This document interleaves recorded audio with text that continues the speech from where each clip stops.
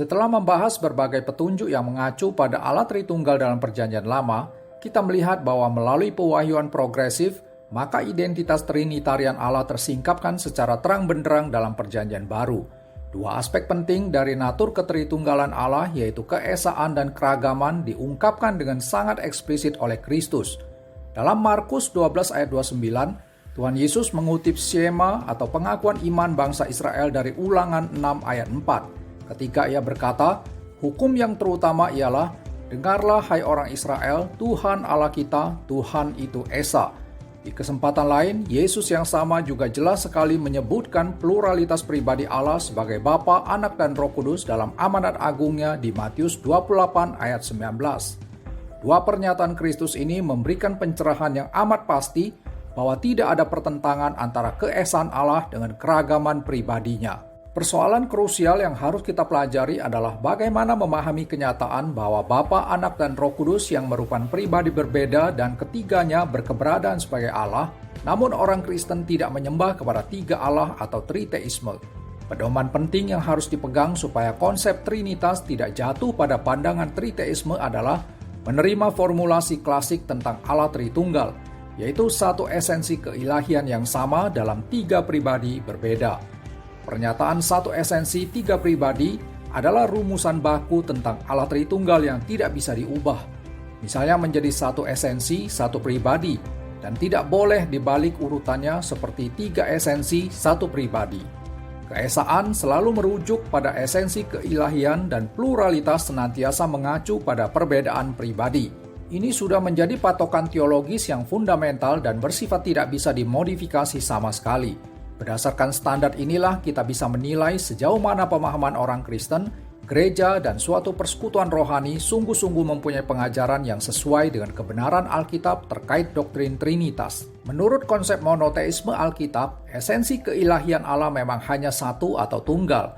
Namun jelas sekali Allah bukan pribadi setunggal karena Allah hidup sebagai tiga pribadi berbeda, yaitu Bapa, Anak, dan Roh Kudus yang berkomunikasi dan berinteraksi satu dengan lainnya dalam relasi yang kekal.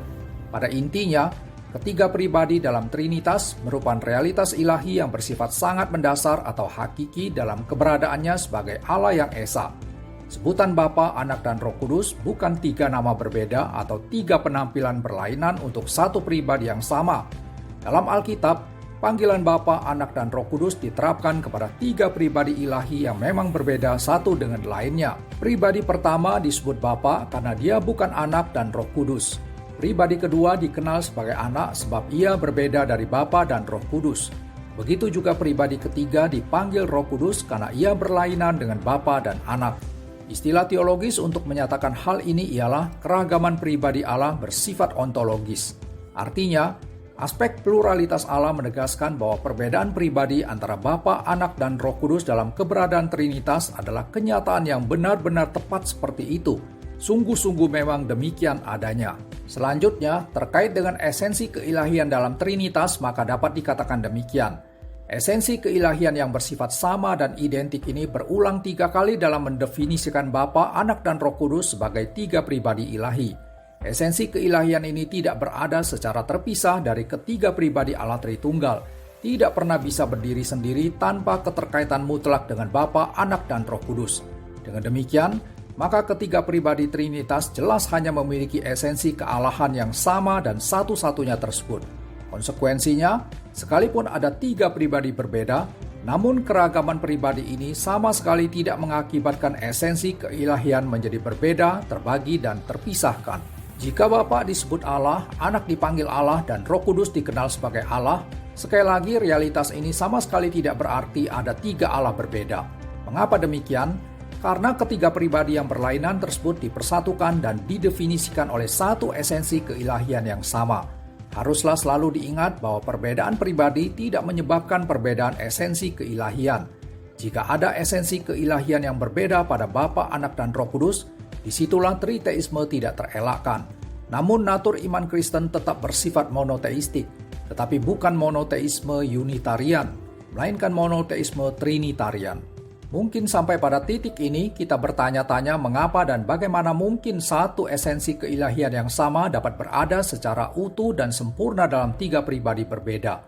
Dengan segenap kerendahan hati, kita harus mengakui bahwa berhadapan dengan natur ketritunggalan Allah, pastilah tidak pernah ada jawaban yang bisa memuaskan kuriositas manusia, terutama untuk pertanyaan yang sudah menyangkut misteri ilahi yang maha tak terbatas dan tak terselami ini.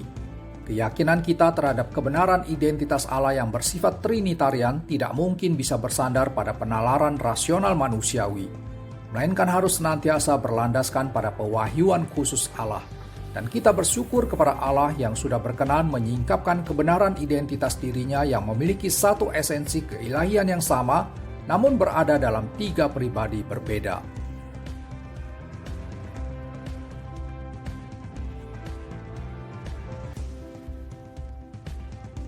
Mari kita berakar, bertumbuh, dan menjadi dewasa dalam iman melalui belajar kebenaran firman Tuhan.